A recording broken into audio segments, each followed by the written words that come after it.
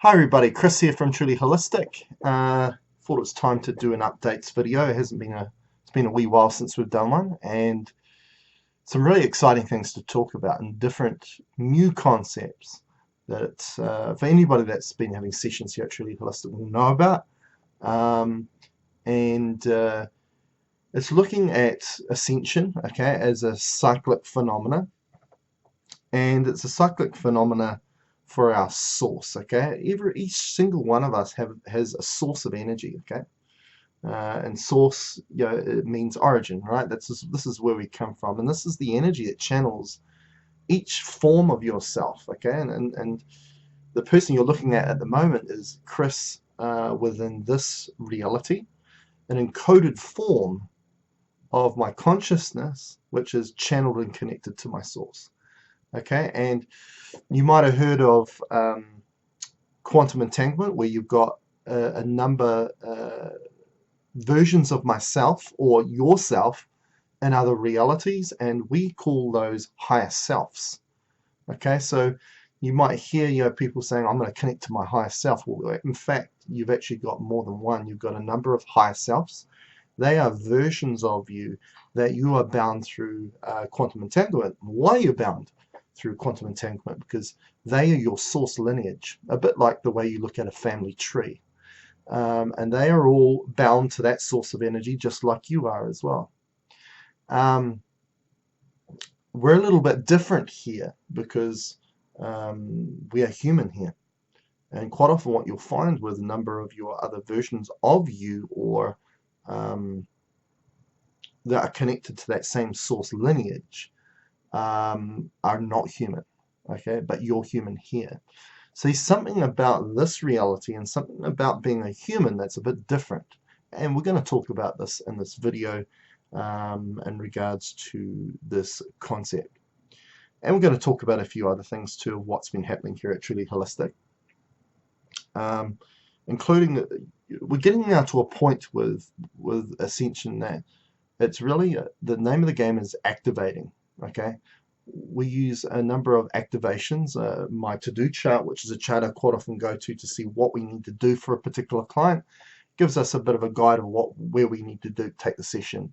A lot of the things that we do now is just activating components of yourself. We've got a tool here that I use, other than the hypercube here that I use. This is probably the other tool I use the most, and it's called an activation key. Okay, and it's just been jazzed up a little bit because through my channeling, I've been able to find a qubit length, which I call an activation qubit, which was Dale's channeled to me, to create a tensor ring with that qubit length. We call that the activation qubit. So what we've done here is we'll place the activation qubit ring with the activation key, which just amplifies its effect. And we use this to do a number of things. And one of them is to awaken areas of you that have been dormant. And a perfect example of that is in regards to your mind, okay, in regards to the subconscious mind. Now, the subconscious mind is the mind that's been dormant, okay? And mainstream science talks about the mind. Majority of people use 95% of the capability of their mind in the subconscious, 95% in the conscious. Now, if we're wanting to continually evolve and grow and therefore ascend, we need to be more conscious, right? It's all about consciousness. So, for a majority of the collective consciousness to only be using 5% of their mind's capability in the conscious, it just doesn't do it. So what we do here at Truly Holistic is we use this particular tool to activate your mind, your subconscious mind, so therefore it awakens, and therefore your mind can be more conscious and therefore less subconscious, because the subconsciousness is kind of the area of the mind that does not have a filter to it, and quite often these negative energies find a very easy way, or negative consciousness find a very easy way to channel through and connect through to you and through your mind going through the subconsciousness. When your mind is conscious, it's more awakened, more on alert, and it's very smart, and it'll make sure it's your own self-protection mechanism. It will stop these negative entities or negative consciousnesses docking into your mind and therefore manipulating you once you're more conscious. Another aspect of where we can use this as well is activating dormant DNA. You know, mainstream science again talks about DNA, these dormant DNA. They call it junk DNA. It's not junk DNA, it's just DNA that's dormant.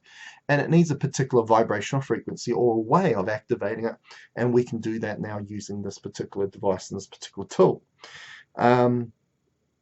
And there's a number of ways of activations. You know, we could be talking about that topic alone for hours. But I'm going to talk about the main reason I use this particular tool with this concept that we're going to get into right now, and looking at Ascension. Now, one thing that I've come to find, and I'm getting validation every day in regards to this, is that we shape our reality in front of us. Our intent is our power, okay? And we can use that power. A lot of people on this planet use it subconsciously. They're not aware they're doing it, but they're actually using their power to sabotage themselves because they don't have the awareness or consciousness to know that. But for the people that are aware and conscious, we're still not realizing that how much we shape our reality with intent. And we've got to be conscious and aware of the thought processes we use, the way we show our body language off, and verbal communication in regards to not only ourselves but to other people around, because we're emitters of that frequency and therefore it affects other people. And in regards to this reality is we see this star up in the sky, which we call it the sun, our star, and it's always deemed as in science that it's the primary source of energy, right? It's the source of energy. If that wasn't there, we wouldn't be here. There wouldn't be life on planet Earth and so on. Now that got me thinking, and I was always thinking, okay, if we are in this reality here and we're part of a connection to our source, we see the same things of how we describe the sun to our own source of energy. And a lot of people like to call that the soul. I think it's a lot more specific and a lot more accurate if we call it source. Now, when we're looking at things, we're looking through our own eyes. It's really an individual take on what we're encoding, right? For example, you could have 10 people looking at the same thing, but they'll have a slightly different take on what they're seeing, okay? Because that's their perception of reality. So where I'm taking this is that when we look up the sky and we look at the sun, we're seeing that through our own eyes. We're shaping that, creating what we see as the sun. And we've been told for such a long time that there's one sun, right? That the planet goes around, there's one sun. That's the one sun that everybody looks at. It's exactly the same thing. Well, I'm getting confirmation to find out that and to show that that sun that we're looking back at our own individual specific source when we look up at the sun. So one person may say, I'm looking at the sun there, I'm looking at the sun there, but we're creating that perception of that reality. So therefore we're looking back at our own sun, which is our own source. Okay, so in regards to this concept now, in regards to Ascension, is very much connected to our sun, because it's our source that is going through that cyclic nature of Ascension. And the key with us being here, an encoded form of that energy, is we need to be calibrated with our source.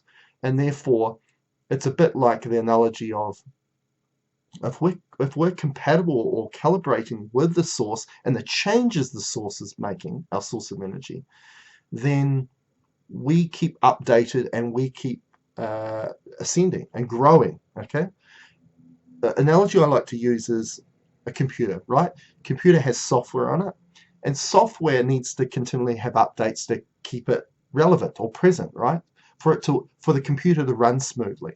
Now, for example, if you had a computer and it was running off of old Windows, but the software needed updates, then you didn't have the Windows to be compatible with the updates, and therefore your computer becomes very slow and it degenerates, doesn't it? And it breaks down, just like this form here, which we call the human body or the encoded form. So what we need to do is we need to stay in connection with the ascension or the growth of our source's energy, and therefore we will grow with it. Okay, so one thing I've found out in regards to Ascension is we go through a number of densities. And I like to use the word density instead of dimensions now. It just seems to be more relevant. It relates to me a lot better using the word density. And I'm going to explain why, okay? Because a big part of it is color, okay? And when we look at color, there are different spectrums of vibration and frequency along a spectrum, okay, of light, okay? So let's start going through this cascade of events of what Ascension is. And this cascade of events of Ascension is actually also the story of us being a human. So this is a very, very interesting thing. So we're going to go through it now. Okay, so the first one is density 1. And why it connects up with the star phenomena is that when we look in astronomy, they talk about the age of a star and that the stars change their color as they get older, chronologically get older. And they say that happens over millions of years. Well, in fact, it doesn't happen over millions of years. It actually happens a lot faster. It's just that, you know, we are restricted to a 3D form. Our eyes are in a position of restriction of what they can perceive as reality because of the reality we live in. Now, in density 1, with spectrum O and B, and if you look up in regards to astronomy of stars, O and B are a bluish color to it. And in density 1, this was the rapture of the Draco, because we're going to connect it to who created the human being. Okay, this is a really, really cool concept, really exciting. So this is the rapture of the Draco connect to this blue color. Okay, so this is the initiation of an ascension cycle and the human being. Okay, and so therefore, yeah, it's the start of an encoded reality. Now, accumulation of loosh, okay, so fear, for Draco rapture with Draco rupture the simulation, okay, so this reality, and then which allowed the Draco to enter this reality and then create the human program, okay. Now, what happened was that why we're different, why we're a human being within this reality and all our higher selves are not human, is because we were an experiment by the Draco, and the human being was created to be a powerful manifester. Okay, and this is the uniqueness of a human. We are very powerful manifestors. But the one thing that we were supposed to manifest was fear. Okay, and this was at a place where this is the infancy of the human program, and the human program had no consciousness to it. So therefore, it had no love. All it gave off was the fear energy. It was encoded to create by the Draco. Okay, and that's density 1. Now, if we have somebody come in for a session and they have issues with fear, like anxiety, panic attacks, all those sorts of things, we'll find that area that is still in that density 1 area. And when you're in that density 1 area, you are not compatible to source, which is in density 5. So therefore, your connection to your source, your origin of energy, is being interfered badly with, and you're not getting many downloads of new information. And therefore, you're descending, not ascending, you're descending into a low density, which then, you know, these people then all of a sudden get Draco attachments, reptilian attachments, all these things that feed off fear, then want to attach to you, okay, because you are vibing at that vibration, a very low vibration. Anyway, let's carry on. So the next density is density 2, and this is spectrum A, which is when our source goes to a white color. Now, the Draco still connect to this white color, but it's not as optimal as that original blue, okay? Because of weaker loosh that is being produced, okay? And the Draco realize at this point that the human program is now amalgamating with the source field reality, because what this reality we're built in, the simulation, is being fed by the source lineage of energy, okay, that we are now connected to. But we were a rogue program instilled within this reality, which was all based about fear. Now, if we look at the energy that is feeding this reality, it's love. The program was created to produce fear. So this was the amalgamation of the polarity of fear and love at this point. Okay. Now, density 3, the next step, which is spectrum F and G, which is like light yellow, yellow. If you look at an astronomy point of view, looking at stars, is that the evolution of the human program starts to sustain love, okay? And consciousness starts to form, okay? So consciousness brings in this love energy. The consciousness comes from that connection to source, because the source is connected to this reality. So as I say, this amalgamation of the program of human beings that was created to only create fear, okay? We were a battery source to start off with. But all of a sudden, the Draco didn't foresee that that program would amalgamate with the energy that was sustaining this reality, okay? And you can kind of see where this is going. We start to create more consciousness, okay? Now, as I said, humans are an experiment. Draco didn't know this would eventuate. Now, reptilians at this point enter the spectrum, which, Dracos are a specific type of reptilian. Now, reptilians enter the spectrum of G, okay? So this is the later part of density 3. Consciousness of humans is really accelerating at this point. Okay, at this point, reptilians must emit an energy that humans create loosh for them, okay? So they must trick our own intent capability to produce this energy for them now, instead of, us just being, innate kind of ability just to produce loosh. We need to be tricked to create loosh now. And this is kind of where we're getting to now, currently, isn't it? Is this whole idea that our power is our own intent, but a majority of people don't know that because they've been tricked. Okay, we've been programmed in this reality to feel powerlessness instead of not knowing where our power comes from. So the reptilians now need to create a response in us to then manifest that loosh energy. Okay. Now then we go into density 4, which is spectrum K, which is kind of going to an orangey color. If we link that and connect that between the analogy of their source being a star. Now the humans at this point become aware that the fact that they are creating fear, okay? They're starting to become aware and conscious that we've been a battery source and we can be more, okay? So Ascension, or I should say consciousness, is really growing at this point. And our consciousness is our key to freedom from control, okay? It's been our vehicle to keep evolving and to break away from the control of fear, okay? Now, the Draco at this point can no longer eat anymore from our energy, okay? They are no longer connected. Reptilians can still eat fear from us, but are realizing they're starting to be superseded by the program which we call a human, okay? And then density 5, which, as I say, currently our source is in density 5, is when each individual ascension can then commence.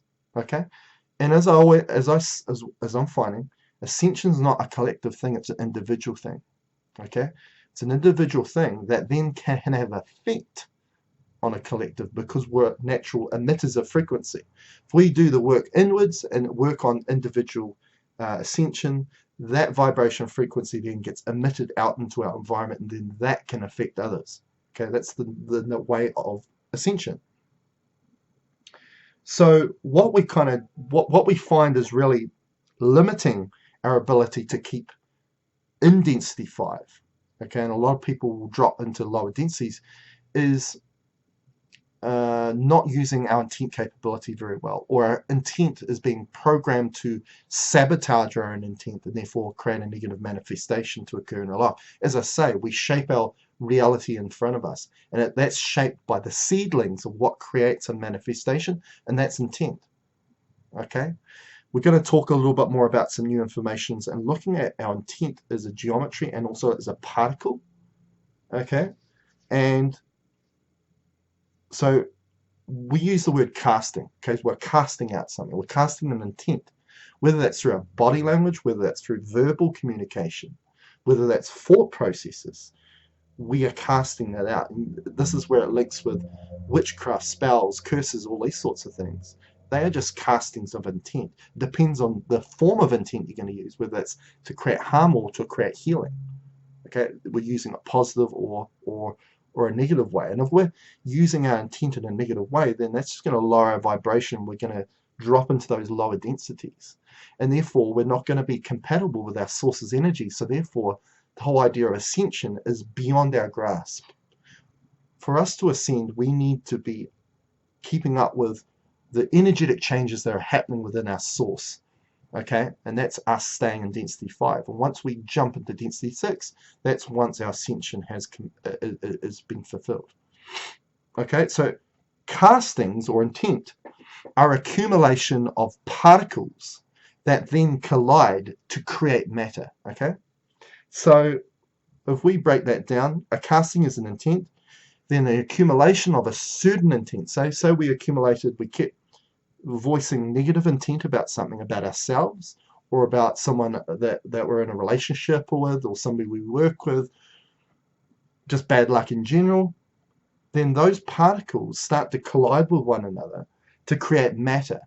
And what I'm coming to find, the whole idea of a black hole, which is a drainage of energy, which drains your light, remember? When we look at astronomy again, we see a black hole draining the light from a star.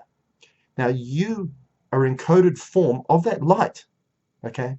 And when we use negative intent or use intent in a very negative way, we create matter, we create dark matter, which is a black hole, and it's a drain that drains all the energy out of you, okay? And then lowers your vibration, and you cascade down these densities down to a lower density, okay? So while if we have a casting of accumulation of positive intent, which I'll describe in a minute, those particles collide then to create a positive manifestation, an abundance of energy that then keep us up in a higher density. Okay. Now the geometry of a seedling of intent is a cube. All geometries facilitate an energy. The only geometry I've come to find that holds on to an intent or a source of energy, which an intent is. That's your source of energy.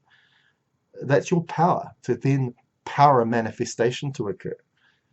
Is encapsulated within a cube because it holds an intent, it holds an energy. It doesn't just facilitate, it holds an energy. It's a source of energy. Okay, so cubes can be used that way, again, through negative means or positive means. Okay, so we can call it the duality of a black cube or white cube. So black cube, negative intent, or white cube, positive intent.